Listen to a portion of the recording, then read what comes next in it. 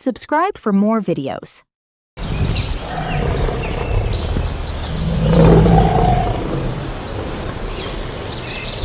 மலையூர் அப்படிங்கிற ஊரு ஒரு அழகான அமைதியான ஊரு. அங்க இருக்கிற மக்கள் எல்லாரும் சந்தோஷமா வாழ்ந்துட்டு இருந்தாங்க. ஒரு நாள் ராத்திரி ஒரு பெரிய பூதம் அந்த ஊருக்குள்ள வந்துச்சு. அது அங்க இருக்கிற ஆடு மாடு எல்லாத்தையும் அடிச்சு சாப்பிட்டுட்டு போயிடுச்சு. அடுத்த நாள் ஊர் மக்கள் எல்லாரும் பீதியில என்ன பண்றதுனே தெரியாம இருந்தாங்க. மறுநாள் ராத்திரியே அதே பூதம் திரும்பி வந்துச்சு. மீண்டும் ஆடு மாடு எல்லாத்தையும் சாப்பிட்டுட்டு போயிடுச்சு. இதனால ஊர் மக்கள் ரொம்ப குழப்பமா ஆயிட்டாங்க. அதுக்காக ஒரு சாமியார்கிட்ட போய் கேட்டாங்க, சாமி, இந்த பூதத்தால நாங்க வாழ முடியல, என்ன பண்றது? அதுக்கு சாமியார் சொன்னார், இந்த ஊர்ல யாரு ரொம்ப நல்லவங்க நேர்மையானவங்க இருக்காங்களோ அவங்கள ஊர் வாசல்ல காவல் காக்க வச்சீங்கன்னா பூதம் வராது. அதை கேட்டு ஊர் மக்கள் நல்லவங்க யாருன்னு தேட ஆரம்பிச்சாங்க. அப்போ அவர்களுக்கு நினைவு வந்தது ராமு. ராமு ரொம்ப நல்லவன், நேர்மையானவன். அதனால அவனையே ஊர் வாசல்ல காவல் காக்க சொல்லி கேட்டாங்க. ராமுவும் சம்மதிச்சு அந்த இரவே ஊர் வாசல்ல காவல் காத்தார். அந்த ராத்திரி மீண்டும் பூதம் வந்துச்சு. ஆனா ராமு அதை கண்டதும் ஆக்ரோஷமா சண்டை போட்டு அதை கடுமையா அடிச்சு விரட்டிட்டார். மறுநாள் ராத்திரியும் பூதம் வந்துச்சு. ஆனா ராமு மீண்டும் அதை கடுமையா விரட்டிட்டார். இதனால பூதத்துக்கு ரொம்ப குழப்பமாயிடுச்சு. எப்படி நம்மள விட பலசாலியா இருக்கிறான் இவன், எப்படின்னு யோசிச்சது. அதுக்காக அது ஒரு பெரிய பூதத்திடம் போய் ஆலோசனை கேட்டது. இந்த ஊர்ல ஒரு ஆள் என்னை அடிச்சு விரட்டிட்டான்னு சொன்னது. அதுக்கு அந்த பெரிய பூதம் ஒரு ஐடியா கொடுத்தது.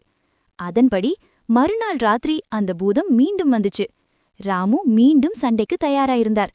அப்போ பூதம் சொன்னது, நீ என்னோட சண்டை போடாத, நீ தூங்கு, நான் ஒரே ஒரு ஆடு மட்டும் எடுத்துட்டு போயிடுறேன். அதுக்கு பதிலா உன்கிட்ட ஒரு கோல்ட் காயின் வச்சுட்டு போயிடுறேன். ராமு யோசிச்சார், ஒரே ஒரு ஆட்டுக்கு ஒரு கோல்ட் காயினான்னு. பிறகு சம்மதிச்சு தூங்கிட்டார். அந்த ராத்திரி பூதம் ஒரு ஆட்டை எடுத்துட்டு அதற்கு பதிலா ஒரு கோல்ட் காயின் வச்சுட்டு போயிடுச்சு. மறுநாள் ஊர் மக்கள் ஒரு ஆடு காணாம போயிருக்குன்னு தேடினாங்க. ஆனா யாருக்கும் உண்மை தெரியல.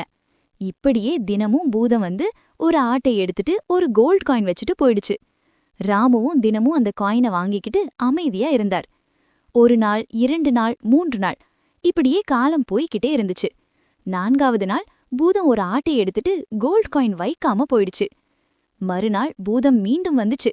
அத பார்த்த ராமு கோபமா, நேத்து கோல்ட் காயின் வைக்கல, நீ எப்படி ஊருக்குள்ள வர்றன்னு சொல்லிட்டு மீண்டும் சண்டைக்கு தயாரானார். ஆனா இந்த முறை பூதம் அவரை கடுமையா அடிச்சு கீழே விழ செஞ்சுச்சு. அப்போ பூதம் சொன்னது, முதல்ல நீ நல்லவனாக நேர்மையாக ஊருக்காக சண்டை போட்ட, அதனால நீ என்ன வெற்றி கொண்ட. ஆனா இப்போ உன் சுயநலத்துக்காக கோல்ட் காயின்காக நீ உன் கடமைய மறந்துட்ட, அதனாலதான் உனக்கு இப்போ அழிவு வந்துடுச்சு அப்படின்னு சொல்லிட்டு அந்த பூதம் ராமுவ கொண்டுடுச்சு. இதிலிருந்து நமக்கு கிடைக்கும் நீதி என்னன்னா, நாம் மற்றவர்களுக்கு உதவி செய்தால் நமக்கும் நல்ல பலன் கிடைக்கும். Video for all. Like, comments, share, subscribe